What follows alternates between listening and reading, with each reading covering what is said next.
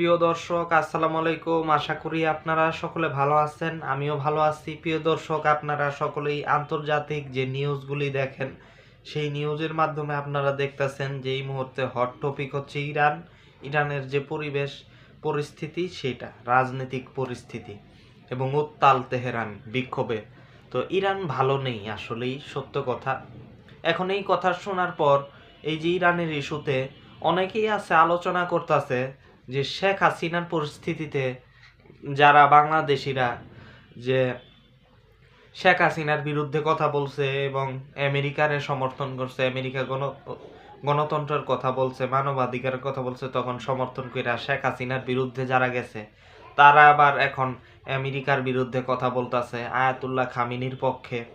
এই আলাপটা অনেকে দিয়া বাংলাদেশের মানুষকে মুনাফিক দেখায় শেখ হাসিনারে ভালো অর্থাৎ আওয়ামী লীগকে নর্মালাইজ করার চেষ্টা করতেছে, তাই তো? প্রিয় দর্শক, এই ভিডিওটা আজকে সেই কারণেই প্রিয় দর্শক, ভিডিওটা শেষ পর্যন্ত কন্টিনিউ করবেন। ভালো লাগলে চ্যানেলটি সাবস্ক্রাইব করবেন, লাইক দিবেন, ভিডিওতে শেয়ার করবেন, কমেন্ট করবেন, আপনার মতামত জানিয়ে দিবেন। প্রিয় দর্শক, শেখ হাসিনা আর আয়াতুল্লাহ খামেনি বাস্তবে কি সবই এক? তাল গাছ আর আম গাছ কখনো কি এক হয় ভাই? এক হয় না তো। এখন আপনি আম গাছে ঢিল মারলে আর তাল গাছে ঢিল মারলে দুইটা দুই রকম হইব, কারণ তাল গাছ তো উঁচা, আপনার তাল গাছে তো ঢিল মারলে হবে না। এটাই তো আপনার যদি কমন সেন্স থাকে তাহলে এটাই তো বাস্তব। আর আম গাছে ঢিল মারলে হবে, আম দুই একটা পড়লেও পড়তে পারে। তো এই হচ্ছে পার্থক্যটা একটু ধরায় দিলাম। এরকম হচ্ছে যে আয়াতুল্লাহ খামেনির ব্যাপারটা আর হাসিনার ব্যাপারটা। হাসিনা হইছে ভারতের একটা পুতুল সরকার। 2008 সালে যে আমেরিকা হাসিনারে ফালাইছে, সেই আমেরিকাই তো 111-এর মাধ্যমে হাসিনারে বসাইছে 2008 সালে। এইটা কেউ জানে না? এটা জানা উচিত যে ভারত শুধু বসায় নাই, বসাইছে কিন্তু হাসিনা। হ্যাঁ, ভারত পরবর্তীতে কন্টিনিউ কইরা তাকে রাজনৈতিকভাবে সমর্থন করছে ঠিকই, কিন্তু 111-এর কারিগর শুধু ভারত না, আমেরিকাও এখানে কারিগর। বুঝতে পারছেন যে ইসলামিক শক্তি বিএনপি আর জামাতরে ইসলামিক শক্তি মনে কইরা হাসিনারে বসায় দিছে 111-এ। ফখরুদ্দিন কই থাকে জানেন? আমেরিকায় আছে ফখরুদ্দিন, 111 ঘটানোর যে মাস্টার মাইন্ড। তো এই হচ্ছে অবস্থা। হাসিনা একটা পুতুল সরকার ভারতের। আর বিপরীতে খামেনি কিভাবে সরকার গঠন করছে? খামেনি হয়েছে বিপ্লবী সরকার। ইরানে যে বিপ্লব হয়েছিল, ইসলামী বিপ্লব, ইসলামী প্রজাতন্ত্রের যে বিপ্লব, রেজা শাহের যে ব্যর্থতার পর, সেই বিপ্লবী সরকার হচ্ছে খামেনি। ওই যে বললাম যে তাল গাছ আর আম গাছ এক না। এখন কই বিপ্লবী সরকার? একটা বিপ্লবের মাধ্যমে একটা সরকার গঠন হয়েছে এবং সেটা 50 বছর ধরে আছে। 50 বছর কই আর কই 17 বছর। আর সেখানে শেখ হাসিনা হয়েছে একটা পুতুল সরকার ভারতের, এবং একটা মেকানিজমের মাধ্যমে, একটা ইঞ্জিনিয়ারিং এর মাধ্যমে, একটা ষড়যন্ত্রের মাধ্যমে, 111-এর মতো একটা ষড়যন্ত্রের মাধ্যমে দুই দেশের মাধ্যমে সে ক্ষমতায় আসছে এবং সে পরবর্তীতে পুতুল হিসেবে ছিল।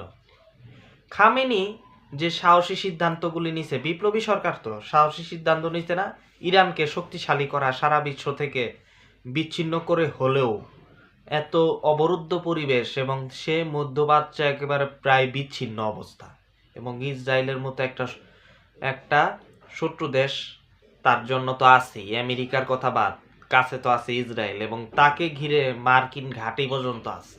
আমেরিকা যে ঘাঁটিগুলি করছে সেগুলি শুধু তেলের নিরাপত্তার জন্য না, ইরানকে কেন্দ্র করে একটা অদৃশ্য মার্কিন ঘাঁটির একটা জাল কিন্তু এখানে আছে, এবং ইরানকে লক্ষ্য করেও।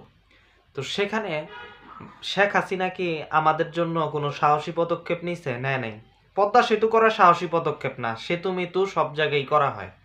ইংল্যান্ড, অস্ট্রেলিয়ার মতো দেশেও আমেরিকার গোলাম, তারাও তো আমেরিকার একেবারে পুরাই গোলাম, তাদের দেশেও তো এরকম সুন্দর সুন্দর সেতু আছে। কিন্তু সাহসী সিদ্ধান্ত নিছে ভারতের বিরুদ্ধে? নেয় নাই। আমাদের এখানে সাহসী সিদ্ধান্তটা কি জানেন? আমাদের এখানে চারদিকে যে ভারত, মায়ানমার, তাদের ব্যাপারে একেবারে সাহসী সিদ্ধান্ত নেওয়া নিছে? নেয় নাই। তো শেখ হাসিনা সাহসী নন, নারী নেতৃত্ব এবং পুতুল সরকার। বিপরীতে খামেনি একজন ধর্মীয় নেতা, বিপ্লবী এবং সাহসী। এবং ইরান একটা শক্তিশালী দেশ বুঝতেইব। খামেনি তো ইরান শাসন করতেছে, তাই না? ইরান কিন্তু এই মুহূর্তে শক্তিশালী আমেরিকার বিরুদ্ধে। আমেরিকার যে কোনো ঘাঁটিতে হামলা করার মতো যে শক্তিশালী পাওয়ারফুল ওয়েপন দরকার, সেগুলি কিন্তু ইরানের আছে। এবং আমেরিকা কিন্তু সরাসরি ইরান আক্রমণের কথা এখনো বলতেছে না। হ্যাঁ, ডোনাল্ড ট্রাম্প একটু উচ্চবাচ্য করতেছে, কিন্তু করতেছেও না কিন্তু। এবং সেইভাবে করার তেমন একটা দেখা যাচ্ছে না। ভবিষ্যতে হয়তো করতে পারে, কিন্তু কৃত্রিম আন্দোলনটাকে উস্কায় দিছে আমেরিকা এখন বিকল্প হিসেবে। কিন্তু সরাসরি এত দুরবস্থা তারপরেও কিন্তু করতে পারতাছে না, কারণ আমেরিকার ঘাঁটিগুলিও কিন্তু আছে, এটাও কিন্তু একটা সমীকরণ। আর ইরান একটা শক্তিশালী দেশ, তার অন্তত 1000 কিলোমিটারের মিসাইল তার হাতে আছে, বুঝছেন? তো বিপরীতে বাংলাদেশ একদম দুর্বল। বাংলাদেশের সাথে তুলনা হয় ভেনেজুয়েলার সাথে। ভেনেজুয়েলার সাথে কিছুটা তুলনা হয়, যেটার বিষয়ে আমি 2 দিন আগে ভিডিও বানাইছিলাম, আপনারা দেখছেন। ভেনেজুয়েলা যেমন সামরিকভাবে দুর্বল, তেমন বাংলাদেশও দুর্বল।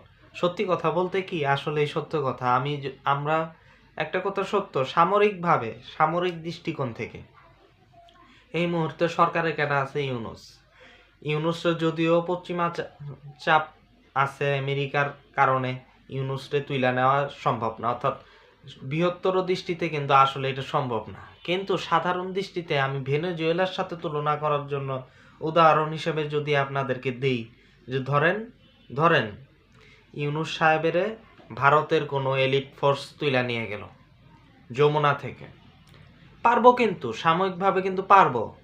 কেন পারবো জানেন? ভেনেজুয়েলার যে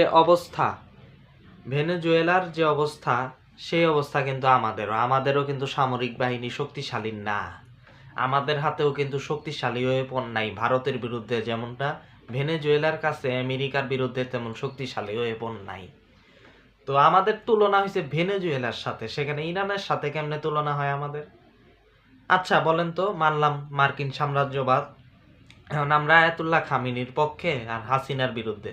কেন বিরুদ্ধে? কারণ আয়াতুল্লাহ খামিনি তার দেশকে শক্তিশালী করছে, এটা সত্য। ইরান এখন শক্তিশালী, ইরানের সেনাবাহিনী বাদই দিলাম, ইরানের যে IRGC, তারা সেনাবাহিনী না, মূল সেনাবাহিনী না, তারা অনেক শক্তিশালী, বাংলাদেশ সেনাবাহিনীর থেকে শক্তিশালী তারা। এটা তো করছে, তো নিজের দেশের শক্তিশালী করছে, তো সে নিজের দেশকে শক্তিশালী করছে। শেখ হাসিনা ক্ষমতায় ছিল, বারবার বলছি যে ইরান রে ফলো কইরা তুই শক্তিশালী কর, দেশ শক্তিশালী কর। এই সব ব্যাপারে আমরা যারা কিছুটা সামরিক অ্যানালাইসিস যারা করি, বারবার ওরে সুন্দর করে বলা হয়েছে, দেশের প্রধানমন্ত্রী তো ছিল, বলা হয়েছে যে দেশটারে শক্তিশালী কর, দেশের অস্ত্র কিন। কিন্তু এই শেখ হাসিনা কুত্তার বাচ্চা তখন অস্ত্র কিনে নাই, গালি দিতে বাধ্য হইলাম। কইছে যে আমাদের অস্ত্র কেনার দরকার নাই, প্রতিযোগিতা হ্যানতেন। যেখানে অস্ত্র প্রতিযোগিতা মনে করছে শেখ হাসিনা, সেখানে খামিনি অস্ত্র বানাইছে। এই হচ্ছে শেখ হাসিনা আর খামিনির এতটুকু পার্থক্যর কথা বললাম, আর অন্য পার্থক্যর কথা তো বললামই। তো সেখানে আমার দেশ তো দুর্বল। আচ্ছা, ইরান তো সেই হিসেবে আমেরিকার বিরুদ্ধে বলতেছে, আয়াতুল্লাহ খামিনি হুমকি পর্যন্ত দিছে পাল্টা ট্রাম্পের পতনের জন্য। শেখ হাসিনা পারবো? পারলেও কি সম্ভব? ইরান যেভাবে পারস্য উপসাগর আটকায় দেওয়ার সক্ষমতা রাখে, আমরা কি ভারত মহাসাগর আটকায় দেওয়ার সক্ষমতা রাখি? পারি আমরা? ইরান মার্কিন ঘাঁটিতে অপারেশন পরিচালনা, পাল্টা অপারেশন করার সক্ষমতা রাখে, এটা সত্য। কাতারে ইরান সর্বপ্রথম, আপনারা উদাহরণ হিসেবেও দেখছেন যে কাতার এয়ারবেজে কিভাবে হামলা করছে। আমরা পারবো? আমেরিকা তো দূর, ভারতের একটা জায়গায়, ধরেন আমরা ভারতের ত্রিপুরায় অভিযান চালানোর সক্ষমতা আমাদের আছে? নাই, সামরিকভাবে নাই, এটা সত্য, এটা তো নাই। যে এটা কেন নাই, এবং এই ক্যাপাবিলিটি শেখ হাসিনা অর্জন করে নাই কেন? এখন যে করে নাই তার পক্ষে আমার থাইকা লাভ কি? একটা পুতুল সরকারের আমার সাপোর্ট করে লাভ কি? বিপরীতে আমেরিকার সাথে আমার ব্যবসা হইতাছে, আমেরিকার বিরুদ্ধে আমি কেন যাবো? আর বিপরীতে ইরান হইছে একটা শক্তিশালী, আমরা জানি যে আমেরিকার বিরুদ্ধে ন্যূনতম ফাইট দিতে পারবে আয়াতুল্লাহ খামিনি, যুদ্ধ হইলে। হ্যাঁ, সেই ক্যাপাবিলিটি আছে। তাইলে আমি কেন আমেরিকার পক্ষে থাকবো? কেন আমি আয়াতুল্লাহরে সাপোর্ট করবো না? তাই না? আর ইসরায়েল তো একটা ফ্যাক্টর। তো এই জন্য এগুলি বুঝা কথা বলতে হয়। শেখ হাসিনা বারাক ওবামার সাথে ডোলাডুলি করছে, তখন সাম্রাজ্যবাদের কথা মনে ছিল না? এখন কলকাতায় বৈশা ভারত হইছে কোয়াডের অংশ, সেই ভারতে বৈশা সাম্রাজ্যবাদের গল্প মারানো, এগুলি মুনাফিকি ছাড়া কিছুই না। মুনাফিক তোমরা, আমরা নই। আমরা বিবেকবান, বিবেক অনুযায়ী আমরা আমেরিকার পক্ষে আর বিপক্ষে থাকি, কিন্তু তোমরা মুনাফিক।